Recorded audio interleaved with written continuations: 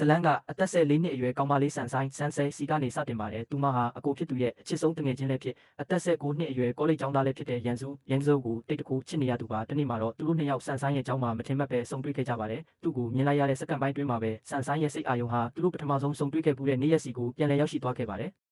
အတိတ်စီပြန်ပြောင်းတတိယမိတဲ့အချိန်မှာတော့ကျောင်းသူလေးဆန်ဆိုင်းဟာတင်းချာတန်းထဲမှာကိုပိုင်ကဘာလေးတဲ့စိတ်လွတ်ကိုလို့ရောက်နေခဲ့ပါတယ်။သူမကတကြောင်းလုံးမှာအတော်ဆုံးကျောင်းသူဖြစ်တာမို့ဆရာစာတင်နေတာကိုစိတ်မဝင်စားပဲခေါင်းထဲရှိရာရှောက်တွေးပြီးစာအုပ်ပေါ်မှာပုံတွေရှောက်ဆွဲနေခဲ့တာပါ။ဒါကိုဆရာဖြစ်သူကမကြခင်မှာပဲတတိထားမိသွားပြီးအတန်းရှိမှာအော်ဟစ်စုပူကနောက်ရက်မှာမိဘတအူးကိုကျောင်းခေါ်လာဖို့ပြောလိုက်ပါတယ်။အိမ်ပြန်လမ်းမှာဆန်ဆိုင်းတယောက်ဒီသတင်းဆိုးကိုမိဘတွေကိုဘယ်လိုပြောရမလဲဆိုပြီးရင်တမမဖြစ်နေခဲ့ပါတယ်။မကြသေးခင်ကမှမိဘတွေကြောင်းခေါ်ခံထားရပူတာမို့ဒီတစ်ခါဆိုရင်ပိုပြီးစိတ်ဆိုးကြတော့မယ်လို့ထင်နေတာပါ။မိဘတွေကိုစိတ်ပြတ်အောင်လုပ်မိမှာကြောက်ဖူးတဲ့သူတိုင်းသူမရဲ့ခံစားချက်ကိုကောင်းကောင်းနားလည်ကြပါလိမ့်မယ်။အိမ်ပြန်ရောက်ချင်းပထမဆုံးတွေ့တာမိခင်ဖြစ်သူဖြစ်ပေမဲ့ဆန်ဆိုင်းကဘာမှမပြောဘဲနှုတ်ဆက်နေခဲ့ပါတယ်။မိခင်ဖြစ်သူကသူမရဲ့အကိုကြီးကောလိပ်ကနေအိမ်ပြန်ရောက်နေပြီဖြစ်လို့အကိုအခန်းတဲကိုတတိပကံသွားပို့ပေးဖို့ခိုင်းလိုက်ပါတယ်။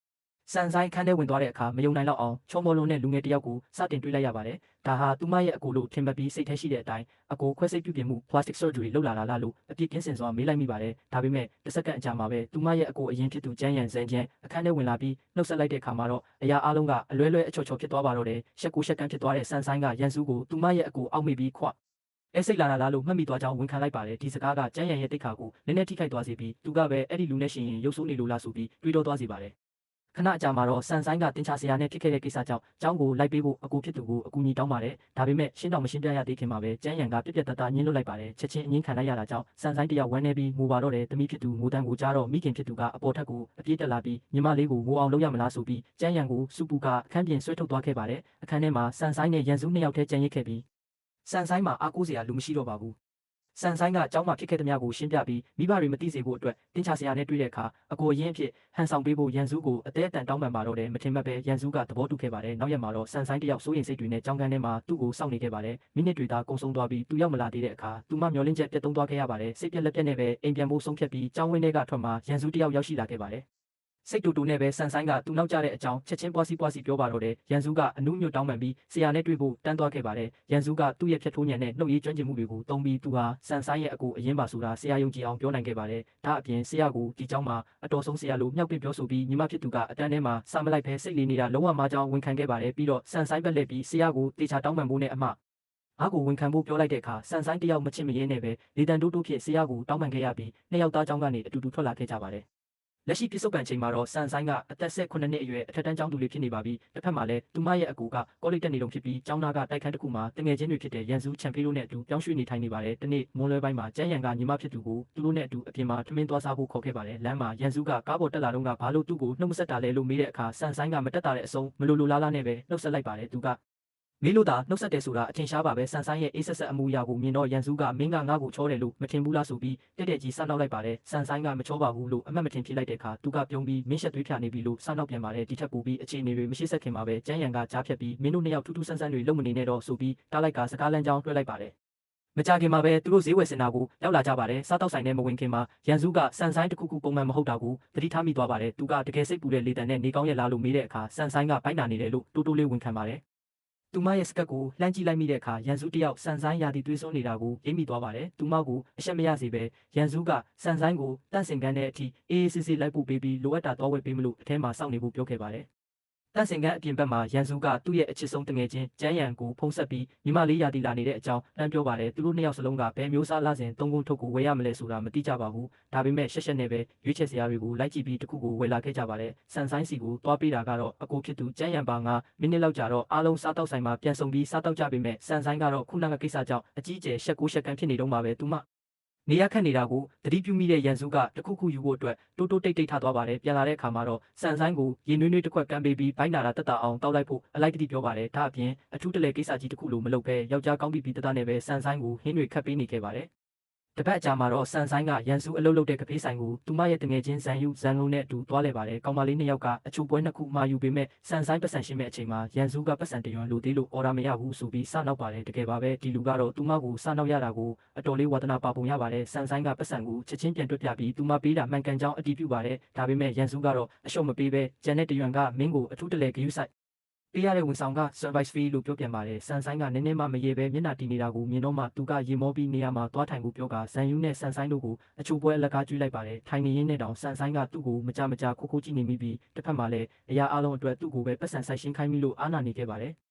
ခဏအကြာမှာတော့အတန်းဖော်အချို့ကဖေးဆိုင်ကိုရောက်လာပြီးဖူဇန်ကျူး Falcon Chu ရဲ့မွေးနေ့ပွဲကိုလာဖို့ဖိတ်ခေါ်ကြပါတယ်။ဖူဇန်ကျူးကဆန်ဆိုင်ကိုငငယ်လေးကလေးကသဘောကျနေခဲ့တာပါ။ဆန်ဆိုင်ကလုံးဝမသွားချင်ပေမဲ့တငယ်ချင်းဖြစ်သူဇန်ယူကအတင်းတိုက်တွန်းလာကြောင်းလိုက်သွားခဲ့ရပါတယ်။ညနေပိုင်းမွေးနေ့တချင်းဆိုပြီးတဲ့နောက်ဖူဇန်ကျူးကတက်တီမွေပြီးလူတွေရှိမှပဲဆန်ဆိုင်ကိုသူ့ရဲ့ခံစားချက်တွေကိုဖွင့်ပြောဖို့ပြင်ပါတယ်။ဒါပေမဲ့သူစကားမဆရသေးခင်မှာပဲဆန်ဆိုင်ကထွက်သွားတာကြောင့်သူလည်းပြတလဲနဲ့နောက်ကနေပြေးလိုက်သွားပါတယ်နှစ်ယောက်တည်းရှိချိန်မှာတော့ဖူဇန်ကျူးကဆန်ဆိုင်ကိုချစ်တဲ့အကြောင်းဖွင့်ပြောခဲ့ပေမဲ့ဆန်ဆိုင်ကတော့နူးနူးညံ့ညံ့နဲ့ပဲပြတ်ညင်းပယ်လိုက်ပါတယ်အဲ့ဒီအစားသူတို့နှစ်ယောက်စလုံးကစာကိုပဲအာယုံဆိုင်ပြီးအနာဂတ်အတွက်စူးစမ်းတင်တယ်လို့တတိပေးခဲ့ပါတယ်ကဖေးဆိုင်ထဲကနေရန်စုကသူတို့နှစ်ယောက်စကားပြောနေတာကိုလှမ်းမြင်နေရပါတယ်ဖူဇန်ကျူးကဆန်ဆိုင်နောက်ကနေမပြတ်တမ်းလိုက်နေတာကိုမြင်ရတဲ့အခါရန်စုကကြားထဲကနေဝင်ပါပေးလိုက်ပါတယ်ဖူဇန်ကျူးထွက်သွားပြီးတဲ့နောက်ရန်စုကဘာဖြစ်တာလဲလို့မေးပါတယ်ဆန်ဆိုင်ကအတန်းဖော်ကဖွင့်ပြောလို့ညင်းလိုက်တာငူပြီးထွက်သွားတယ်လို့ရှင်းပြပါတယ်ဒါကူကြတော့ရန်စုကဒီထက်ပိုပြီးညင်တတလေးညင်းတင်တာပေါ့တယောက်ကိုသဘောကျတာမမပေးမဲ့ငိုအောင်လုပ်တာကတော့တမျိုးပဲလို့ပြောပါတယ်ဆန်ဆိုင်ကလည်းဖူဇန်ကျူးကငငယ်လေးကလေးကဘာမဆိုငိုတက်တာဒါကြောင့်သမီးပြစ်လုံးဝမဟုတ်ဘူးဆိုပြီးချက်ချင်းပြန်လဲကာကွယ်ပြောဆိုခဲ့ပါတယ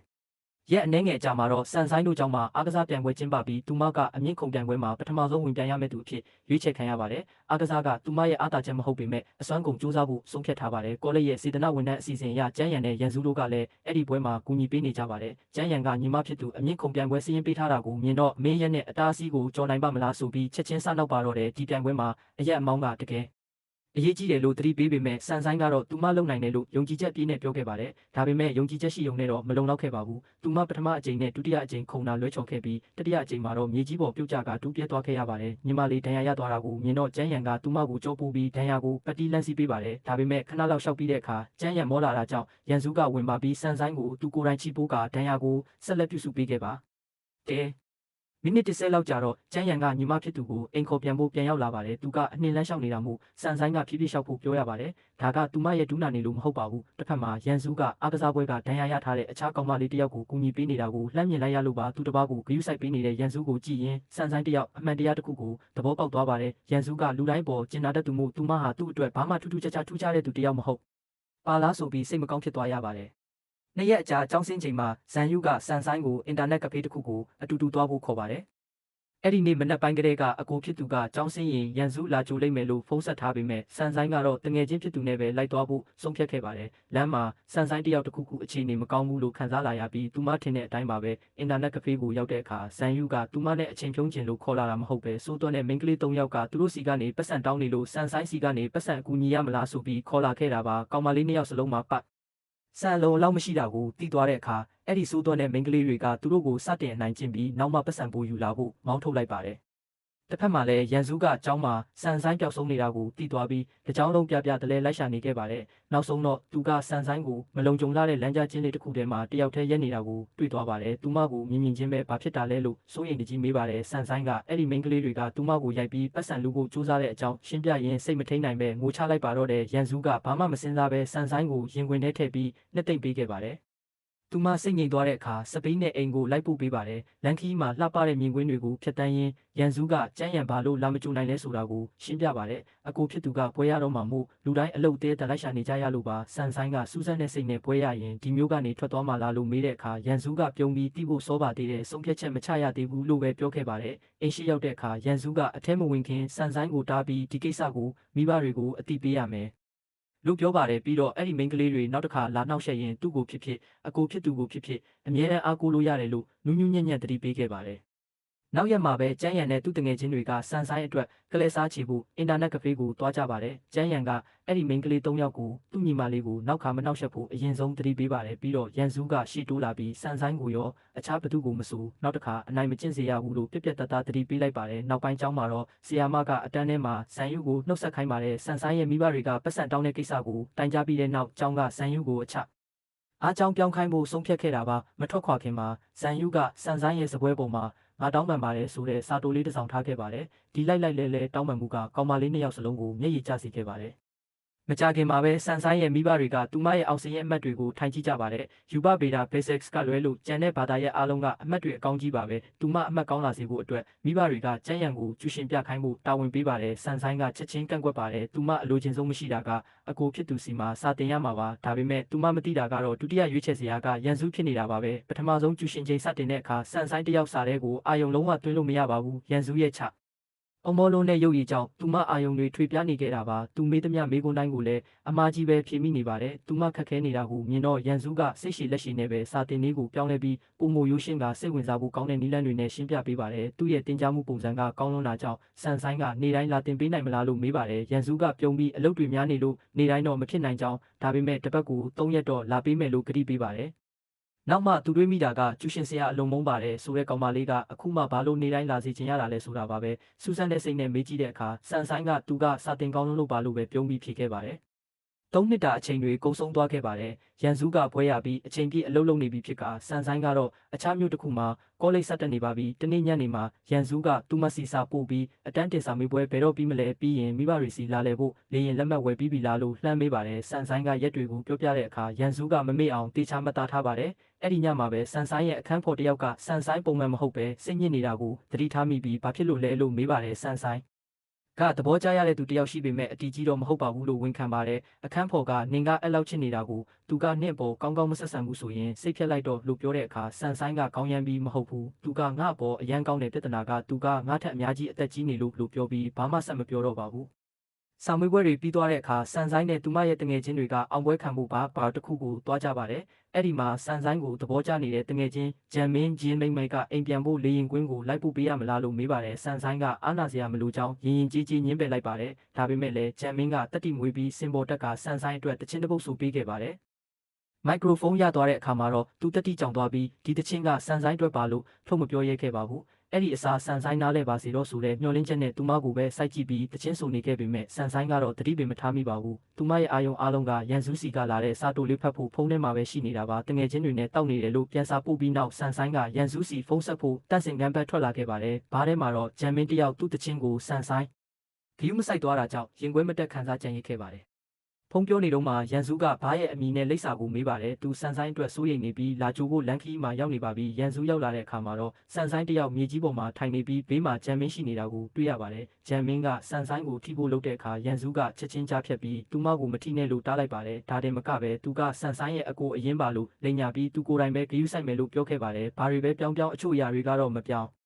းလဲပါဘူးငါမိနစ်လောက်ကြာလို့ကားစီအသွားလမ်းမှာဆန်ဆိုင်ကအယမ်းမှုနေတာကြောင့်ရန်စုရဲ့အင်ဂျီကုတ်ပေါ်ကိုအန်ချလိုက်ပါတော့တယ်စိတ်ပြက်စရာကောင်းပေမဲ့ရန်စုကစိတ်မပြတ်ပဲကားစီအမြန်ရောက်အောင်ဆန်ဆိုင်ကိုကြိုးပို့လိုက်ပါတယ်စိတ်တဝက်ပဲရှိတော့တဲ့ဆန်ဆိုင်ကသူမတယောက်ကိုသဘောကျနေပေမဲ့နာမည်တော့ထုတ်မပြောနိုင်ဘူးလို့ဝန်ခံပါတယ်စူးစမ်းကျင်တဲ့ရန်စုကဘသူလဲဆိုတာသိအောင်အမျိုးမျိုးမေးပေမဲ့ဆန်ဆိုင်ကအလျှော့မပေးပဲညှင်းဆန်နေတာကြောင့်နီလန်ပြောင်းပြီးအဲ့ဒီလူရဲ့ပုံစံကိုပဲပြောပြဖို့တောင်းဆိုပါတယ်မူမူယူယူနဲ့ပဲဆန်ဆိုင်ကသူကအရန်ကျင်နာတတ်တယ်ဒါပေမဲ့သူကလူတိုင်းပေါ်ကျင်နာတတ်တာမို့တမိကသူ့အတွက်ဘာမှမထူးခြားသလိုခံစားရလို့ဝမ်းနည်းရတယ်လို့ပြောပါတယ်ဆန်ဆိုင်ရဲ့မျက်ရည်တွေကိုကြည့်ရင်ရန်စုတယောက်ရင်ခွဲမတက်ခံစားရပါတယ်သူကညင်ညင်တတလေးနဲ့ပဲအဲ့ဒီလူကိုမေးလိုက်ပါအကယ်၍သူကလူတိုင်းပေါ်တန်းတူကျင်နာတတ်တဲ့လူဆိုရင်မင်းရဲ့အချစ်တွေနဲ့မတန်ပါဘူးလို့ပြောခဲ့ပါတယ်ဒါပေမဲ့ရန်စုမသိတာကဆန်ဆိုင်ပြောနေတာသူကိုယ်တိုင်ဖြစ်နေတာပါပဲကားပေါ်ရောက်တော့ဆန်ဆိုင်အိပ်ပျော်သွားအားခဲ့ပါတယ်ရန်စုကသူ့ရဲ့သားရဲ့အင်ဂျီကိုခြုံပေးပြီးငါသာမင်းချစ်တဲ့လူဖြစ်လာရင်ကောင်းပါပဲမင်းတယောက်တည်းအထီးမကျန်ရအောင်ငါရဲ့ကျင်နာမှုအားလုံးကိုမင်းတယောက်တည်းအတွက်ပဲတင်ထားပေးမှလို့တူတူလေးရေးရွတ်လိုက်ပါတယ်တကယ်ပါပဲအဖြေကအရှိတက်မှာရှိနေတာကိုပြီးတော့မှရန်စုတယောက်ဆန်ဆိုင်ပေါ်ခံစားချက်တွေရှိနေတာကိုမိမိကိုဝန်ခံမိပါတော့တယ်သူ့ကိုတားဆီးထားတဲ့တခုလေးသောအရာကတော့ဆန်ဆိုင်ကသူ့ထက်အများကြီးငယ်ရွယ်နေတာကြောင့်ပါပဲနောက်ရက်မနက်မှာဆန်ဆိုင်တယောက်တည်းနိုးလာပြီးမင်းညကဖြစ်ခဲ့သမျှကိုတဖြည်းဖြည်းသတိရလာကရှက်လွန်းလို့မျက်နှာကိုလက်နဲ့အုပ်ထားမိပါတယ်ရန်စုရဲ့အင်ဂျီပေါ်အန်ချခဲ့ရုံနဲ့မကပဲတယောက်ကိုချစ်နေပါတယ်ဆိုပြီးဖွင့်ပြောခဲ့မိတာကိုခဏကြာမှအခန်းဖော်တွေနိုးလာပြီးမင်းညကဘားကနေနှုတ်မဆက်ပဲပျောက်သွားတာမို့လာကြိုတဲ့လူကနေသဘောကျတဲ့လူလားလို့ချက်ချင်းဝိုင်းမိကြပါတယ်ဆန်ဆိုင်ကဟုတ်ပါတယ်လို့ရှက်ရှက်နဲ့ဝန်ခံပြီးသူ့အင်ဂျီပေါ်အန်ချခဲ့မိသေးတယ်လို့ပြောလိုက်တဲ့အခါအခန်းဖော်တွေအားလုံးစွန့်အံ့သွားကြပါတယ်ပြင်ဆင်ပြီးတဲ့နောက်ဆန်ဆိုင်ကလက်ဆွဲတစ်တာအိတ်ကိုဆွဲပြီးရန်စုနဲ့တွေ့ဖို့ထွက်လာခဲ့ပါတယ်။ရန်စုကအိတ်ကူတည်ပေးဖို့လာတဲ့အချိန်မှာဂျန်မင်းကအရင်ဆုံးရောက်လာပြီးအိတ်ကိုအတင်းကူတည်ပေးပါတယ်။ရန်စုကတော့အဝေးကနေပဲကြည့်နေခဲ့ရပြီးဂျန်မင်းကဆန်ဆိုင်ကိုမနှက်စာကမ်းပေးတာကိုတွေ့လိုက်ရပါတယ်။ပြီးတော့ဂျန်မင်းကမင်းညကဘာမှဆိုခဲ့တဲ့တခြင်းဟာဆန်ဆိုင်အတွက်ဖြစ်ကြောင်းနဲ့သူမကိုသဘောကျနေတဲ့အကြောင်းဖွင့်ပြောလိုက်ပါတယ်။ဆန်ဆိုင်ကရိုးရိုးသားသားဖွင့်ပြောပြလို့ကျေးဇူးတင်ပေမဲ့သူမရဲ့နှလုံးသားမှာ အခြားသူတယောက်ရှိနေပြီဖြစ်လို့ညင်ညင်တသာပဲညင်းပယ်လိုက်ပါတယ်ဒါပေမဲ့ရန်စုကတော့အဲ့ဒီနောက်ဆုံးစကားကိုမကြားလိုက်ရပါဘူးဂျန်မင်းဖွင့်ပြောနေတဲ့အချိန်ကလေးကမနာလိုစိတ်တွေပြင်းထန်လာပြီးဆက်မကြည့်ချင်တော့တာမို့ကားထဲကိုဝင်ထိုင်နေခဲ့တာပါလေရင်ကွင်းအသွားလမ်းမှာရန်စုကသူ့ကိုစိတ်အနှောက်အယှက်ဖြစ်စေတဲ့မေးခွန်းကိုမေးပါတော့တယ်မင်းညကမင်းမူပြီးပြောပြတဲ့ပုံစံအရဂျန်မင်းကမင်းသဘောကျတဲ့လူလားလို့မေးပါတယ်ဆန်ဆိုင်ကနားမလည်နိုင်ပဲဘာကိုဆိုလိုတာလဲလို့ပြန်မေးတဲ့အခါရန်စုကအရာအလုံးကထင်ရှားနေတာပဲဂျန်မင်းပဲဖြစ်ရမယ်လို့ပြောပါတယ်ဆန်ဆိုင်ကချက်ချင်းညင်းဆိုလိုက်ပါတယ်ဒီအကြောင်းအရာကိုဆက်မပြောချင်တော့တာမို့စကားလမ်းကြောင်းလွှဲပြီးအကိုကအသက်25နှစ်ရှိပြီဖြစ်ပေမဲ့ဘာလို့ရီးစားမရှိသေးတာလဲလို့မေးပါတယ်ရန်စုကဖြတ်ထိုးညံနဲ့သူ့အတွက်အဆင်ပြေမဲ့လူနဲ့မစုံသေးလို့ပါလို့စနောက်ပြီးမင်းကပဲတယောက်ယောက်နဲ့မိတ်ဆက်ပေးပါလားလို့ပြောပါတယ်ဆန်ဆိုင်ကမဖြစ်နိုင်ပါဘူးသမီးတီးတဲ့မိန်းကလေးတိုင်းကသမီးနဲ့အသက်တူတူပဲလေလို့ပြောတဲ့အခါရန်စုကအသက်ကွာခြားတာကိုငါအရေးမဆိုင်ပါဘူးလို့ရိုးရိုးလေးပဲပြန်ဖြေခဲ့ပါတယ်သူ့ရဲ့အဖြေကဆန်ဆိုင်ကိုလုံးဝအံ့အားသင့်သွားစေပါတယ်သူဒီလိုမျိုးတစ်ခါမှအရေးအမြွတ်တောင်မပြောဘူးခဲ့တာကိုဒီစကားကစကားဝိုင်းပြီးသွားတဲ့တိုင်အောင်ဆန်ဆိုင်ရဲ့ခေါင်းထဲမှာဆွဲကြံနေခဲ့ပါတဲအိမ်ပြန်ရောက်တဲ့အခါဆန်ဆိုင်ကဝယ်လာတဲ့လက်ဆောင်တွေကိုမိဘတွေကိုပေးပြီးအတူတူထမင်းစားကြပါတယ်တပတ်အကြာမှာရန်စုကချန်ဖိန်းနဲ့တွေ့ဆုံပြီးသူ့စိတ်ထဲလေးလံနေတဲ့အကြောင်းအရာတွေကိုဖွင့်ဟတိုင်ပင်ပါတယ်ဆန်ဆိုင်ရဲ့နာမည်ကိုထုတ်မပြောပဲဖြစ်ပျက်ခဲ့သမျှကိုပြောပြတာပါဆန်ဆိုင်ပြောခဲ့မှုတဲ့သူသဘောကျတဲ့လူကလူတိုင်းပေါ်ကျင်နာတတ်တယ်ဆိုတဲ့စကားကိုပြန်ပြောပြတဲ့အခါချန်ဖေးကချက်ချင်းရိပ်မိသွားပြီးအဲ့ဒီလူကမင်းဖြစ်နေဘူးရာဂိုင်းလုံးတော်တော်များတယ်လို့ပြောပါတယ်ရန်စုကမဖြစ်နိုင်တာဆိုပြီးချက်ချင်းညှင်းပယ်ပေမဲ့ချန်ဖေးကခိုင်လုံတဲ့အချက်လက်တွေကိုတစ်ခုပြီးတစ်ခုထောက်ပြလိုက်တဲ့အခါမှာဒါတော့ရန်စုတယောက်တငယ်ချင်းပြောတာမှန်နေမလားဆိုပြီးတဖြည်းဖြည်းတွေးတောလာမိပါတယ်။အဲ့ဒီညမှာပဲဆန်ဆိုင်သွားတိုက်နေတော့ဖုန်းလင်းလာပြီးရန်စုစီကစာဖြစ်နေပါတယ်။သူဒီမျိုးကိုရောက်နေပြီဖြစ်ကြောင်းနဲ့မကြခင်ချန်ဖေးရဲ့မင်္ဂလာဆောင်မှာစုံကြမယ်လို့ပို့ထားတာပါ။မင်္ဂလာဆောင်နေ့မှာတော့သူတို့နှစ်ယောက်မြင်မြင်ချင်းအကြည့်ချင်းဆုံသွားကြပြီးအတိတ်ကစကားတွေကြောင့်နေရာခက်တဲ့တိတ်ဆိတ်မှုတစ်ခုဖြစ်ပေါ်သွားပါတယ်။နောက်ပိုင်းမင်္ဂလာမောင်နှံကိုအောင်တပြေခွက်တွေနဲ့ဂုံပြူပြီးတဲ့နောက်ရန်စုကဆန်ဆိုင်စီဘာလို့ရောက်လာကြတဲ့ကနှုတ်မဆက်တာလဲလို့စာပို့ပါတယ်။ဆန်ဆိုင်ကစာကိုဖတ်ယုံပဲဖတ်ပြီးပြန်စာမပို့ပေမဲ့လည်းမလွတ်ခဲ့ပါဘူး။ခဏကြာမှရန်စုကသူမစီကိုယ်တိုင်လာပြီးမေးခွန်းတွေတရက်ဆက်မေးပါတော့တဲ့ချန်ပေးနဲ့စကားပြောပြီးကြတဲ့ကသူအမှန်တရားကိုသိချင်စိတ်တွေဖြင့်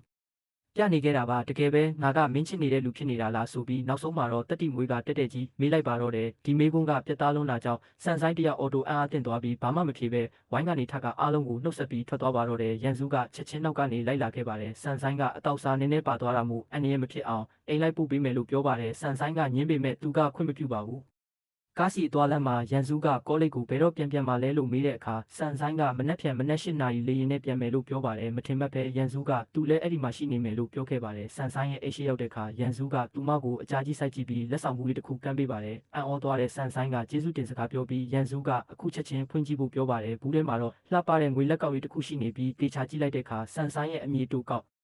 အခရာလေးတွေကိုထွင်းထူထားတာတွေ့ရပါတယ်။ရန်စုကညနေနေပြီးမို့အေးဝဝအိတ်ဖို့နဲ့ good night လို့နူးနူးညံ့ညံ့ပြောကပြုံးပြပြီးထွက်သွားခဲ့ပါတယ်။ဆန်ဆိုင်တယောက်တည်းကြံရစ်ခဲ့ပြီးသူကသူမကိုတငယ်ချင်းထက်ပိုတဲ့အမြင်မျိုးနဲ့ကြည့်နေတာလားဆိုပြီးဒီလက်ကောက်လေးကြောင့်အရာအလုံးကိုတန်တရားဝင်လာမိပါတယ်။ညဘက်ကတင်ပေါ်မှာလှဲနေရင်တယောက်ယောက်ကလက်ကောက်လက်ဆောင်ပေးရင်ဘာသဘောလဲဆိုတာ online မှာလိုက်ရှာကြည့်တဲ့အခါအဖြေအလုံးကအချစ်ဆိုတဲ့အတိတ်ပဲကိုပဲပြနေပါတယ်။ဒါဟာသူမက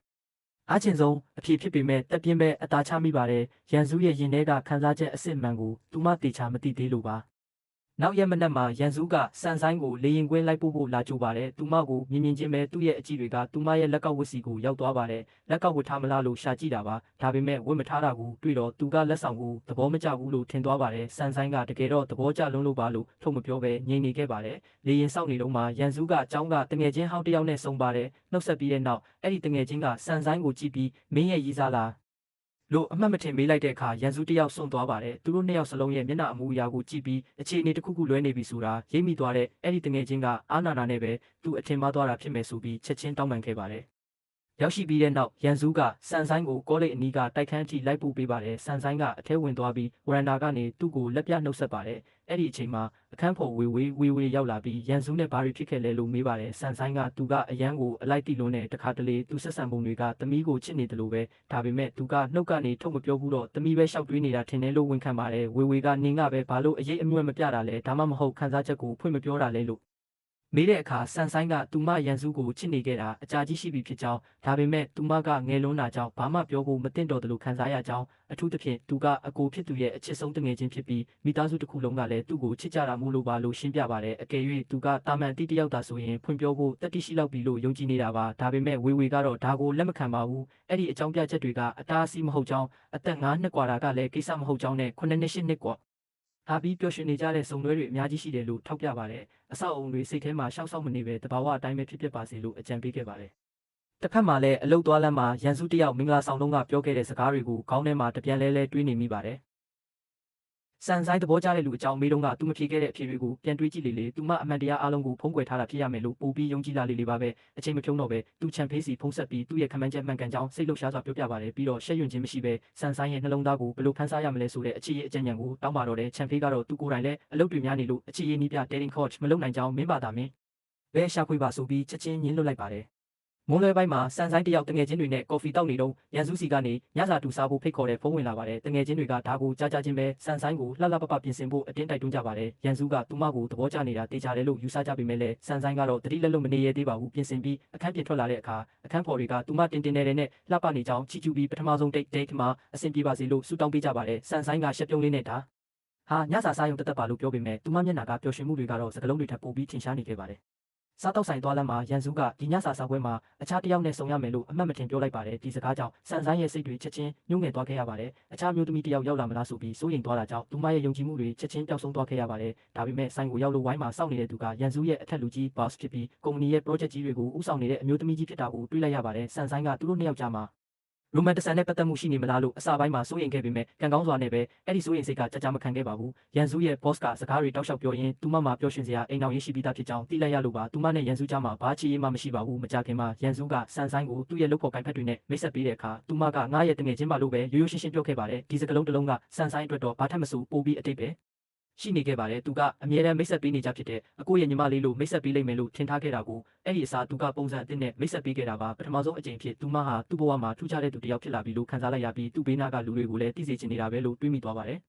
မကြခင်မှာပဲရန်စုကသူ့ရဲ့ခံစားချက်တွေကိုဖွင့်ပြောဖို့အချိန်တန်ပြီလို့ဆုံးဖြတ်လိုက်ပါတယ်စန်ဆိုင်ရဲ့မွေးနေ့ရဲ့ဝင်းကျင်မှာအထူးတလဲဒိတ်တစ်ခုအတွက်စီစဉ်ခဲ့တာပါပထမဆုံးရုပ်ရှင်ရုံကိုတွားကြပါတယ်ရုပ်ရှင်မစခင်မှာရန်စုကရုပ်ရှင်ရုံထဲမှာလေးပေးဆက်ကြောင်းအေးတက်လို့ရေနွေးနွေးတစ်ခွက်ဝယ်ထားဖို့အလိုက်တတိပြောပေမဲ့စန်ဆိုင်ကတော့အေး hashtag ဘဲမှာခဲ့ပါတယ်ရုပ်ရှင်ကြည့်နေတော့ရန်စုကအေးခွက်ကိုကူကင်ပေးမယ်လို့ပြောတဲ့အခါစန်ဆိုင်ကခဏပေးကင်ပြီးမှပြုံးကပြန်ယူလိုက်ပြီးသူမဘာသာကင်နိုင်ကြောင်းနဲ့အမြဲတမ်းအလိုက်တတိပေးလို့ကျေးဇူးတင်ကြောင်းပြောခဲ့ပါတယ်ရုပ်ရှင်ပြီးတဲ့နောက်အနီးနားကပန်းချံထဲမှာလမ်းလျှောက်ကြပါတယ်လမ်းမှာရန်စုကသူ့အိမ်မှာအံ့ဩစရာလက်ဆောင်တစ်ခုစောင့်ကြိုနေတယ်လို့ပြောပါတယ်ဒါကိုကြားရတဲ့အခါစန်ဆိုင်တယောက်စူးစမ်းခြင်းစိတ်တွေရောရင်ခုန်တန်တွေရောစူးညံသွားခဲ့ရပါတယ်ပထမဆုံးအကြိမ်ဖြစ်ရန်စုကဒီတိတ်ကိုတကယ်အလေးနဲ့ထားနေတယ်လို့ခံစားလိုက်ရလို့ပါနှစ်ပေါင်းများစွာရင်ထဲမှာတင်းစီထားခဲ့ရတဲ့အိမ်မက်ဟာတဖြည်းဖြည်းနဲ့လက်တွေ့ဖြစ်လာတော့မှာပါအိမ်ကိုရောက်တဲ့အခါရန်စုကသူမကိုမိအောင်စုံတွေနဲ့လှလှပပအလှဆင်ထားပြီးညဘက်မြင်ကွရင်းတွေလှလှပပမြင်ရတဲ့ခေါင်းမိုးထက်ဝရန်နာ rooftop terrace စီကိုခေါ်သွားပါတယ်ဒါတင်မကသေးပါဘူးသူကစန်ဆိုင်တယောက်တည်းအတွက်တံမယာပိုင်မှု lemon peas နှစ်ခုကိုကိုယ်တိုင်လုပ်ပေးထားတာပါစန်ဆိုင်ကဘာလို့နှစ်ခုလဲလို့မေးတဲ့အခါရန်စုကစန်ဆိုင်တို့ထွက်ပစ္စည်းတွေနဲ့မတည့် allergic ကိုမှတ်မိနေတာကြောင့်တစ်ခုကနို့ပါပြီးနောက်တစ်ခုကနို့မပါဘူးလို့ရှင်းပြပါတယ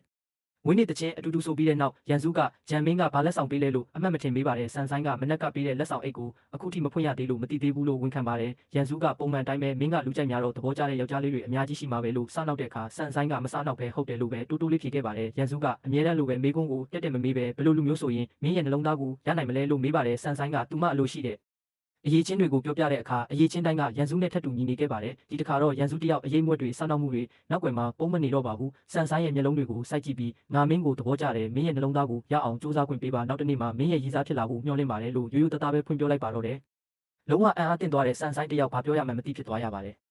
်သူမသူ့ကိုချစ်နေခဲ့တာနှစ်တွေအကြာကြီးရှိပြီဆိုတာကိုထုတ်မပြောပဲတီတီငိမ့်ငိမ့်ပုံစံဖမ်းကစူးစမ်းကြည့်ပေါ်လို့ပဲခွင့်ပြုချက်ပေးလိုက်ပါတယ်ခဏလောက်ဆက်ပြီးစကားပြောပြီးတဲ့နောက်ရန်စုကသူမကိုအိမ်ပြန်ပို့ပေးပါတယ်အိမ်ထဲမှာတော့အခန်းဖော်တွေကအခြားမွေးနေ့ကိတ်တစ်ခုနဲ့စောင့်နေကြပါတယ်စန်ဆိုင်တံမယာပိုင်းမုံနှစ်ခုတည်လာတာကိုမြင်တော့ဘာဖြစ်တာလဲလို့ဝိုင်းမေးကြတဲ့အခါစန်ဆိုင်ကစိတ်လှုပ်ရှားမှုတွေကိုဖုံးကွယ်မထားတော့ပဲရန်စုနဲ့ဖြစ်ခဲ့သမျှကိုပျော်ရွှင်စွာပြောပြပါတော့တယ်တလအကြာမှာတော့သူတို့နှစ်ယောက်တရားဝင်ချစ်သူတွေဖြစ်သွားကြပါတယ်။စန်ဆိုင်ရဲ့မိဘတွေကရန်စုရဲ့ခက်ခဲတဲ့မိသားစုအခြေအနေကြောင့်ဒီချစ်ရေးကိုလုံးဝသဘောမတူချင်ကြပေမဲ့လည်းသူတို့နှစ်ယောက်ကတော့အတူတူရှေ့ဆက်ဖို့ဆုံးဖြတ်ခဲ့ကြပါတယ်။တနေ့ညနေမှာစန်ဆိုင်ကရန်စုရဲ့အိမ်မှာညအိတ်တက်ပါတယ်ခဏကြာတော့သူအိတ်ခမ်းထဲဝင်မလာသေးတာကိုသတိပြုမိပြီးလိုက်ရှာတဲ့အခါအိတ်ခမ်းထဲမှာတယောက်တည်းအရက်တွေအများကြီးတောက်နေတာကိုတွေ့ရပါတယ်။သူ့မျက်နှာကဝမ်းနဲ့ရိတ်တွေကိုမြင်တော့စန်ဆိုင်ကညင်ညင်တတလေးနဲ့ဘာဖြစ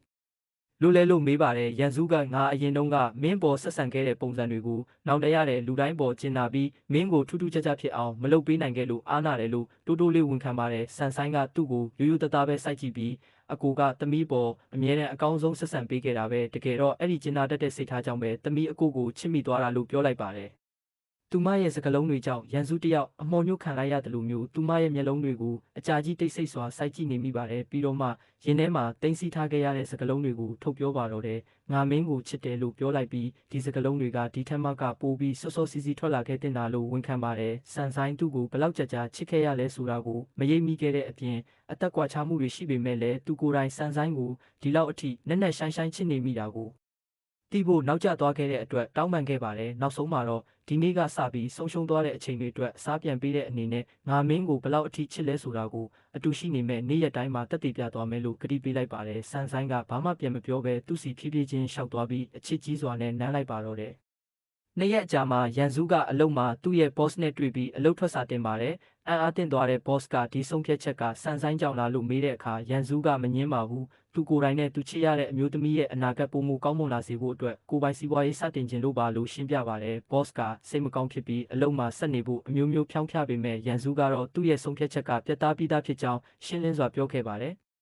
ညနေပိုင်းမှာရန်စုကဆေးရုံမှာရှိတဲ့ဖခင်ဖြစ်သူစီတွားလဲပါတယ်ဖခင်ဖြစ်သူကအရန်ကိုအားနေပြီးပျက်စီးနေတာကိုမြင်ရတဲ့အပြင်နှစ်တွေအကြာကြီးဘလောက်ထိခံစားခဲ့ရလဲဆိုတာသိနေတာကြောင့်အရာအလုံးကိုလက်လွတ်လိုက်လို့ရပါပြီဖေဖေလို့တိုးတိုးလေးပြောခဲ့ပါတယ်ဖခင်ဖြစ်သူအနေနဲ့အေးအေးချမ်းချမ်းအနားယူပြီးကောင်းကင်ဘုံမှာမိခင်ဖြစ်သူနဲ့ပြန်ဆုံနိုင်ပါစေလို့ဆုတောင်းပေးပါတယ်ရန်စုစကားပြောပြီးတဲ့အခါပိုက်တွေအပြည့်နဲ့လှုပ်ရှားဖို့တောင်မနှဲလုံနေရတဲ့ဖခင်ဖြစ်သူကစကလုံးတိုင်းကိုကြားရပါတယ်ဆိုတဲ့အမူအရာနဲ့သူ့ရဲ့လက်ညှိုးလေးကိုဖြည်းဖြည်းချင်းမြောက်ပြခဲ့ပါတယ်။မိနစ်အနည်းငယ်အကြာမှာတော့သူဟာအေးချမ်းစွာကွယ်လွန်သွားခဲ့ပါတယ်။ဆန်ဆိုင်တယောက်ဒီသတင်းကိုကြားချင်းပဲရန်စုကိုနှစ်သိမ့်ပေးဖို့အတွက်အပြေးလွှားရောက်လာပြီးရင်ခွင်ထဲထက်ကဖတ်ထားပေးခဲ့ပါတယ်။သူမဟာရန်စုရဲ့ဘေးနားမှာပဲဆက်ရှိနေပေးခဲ့ပါတယ်။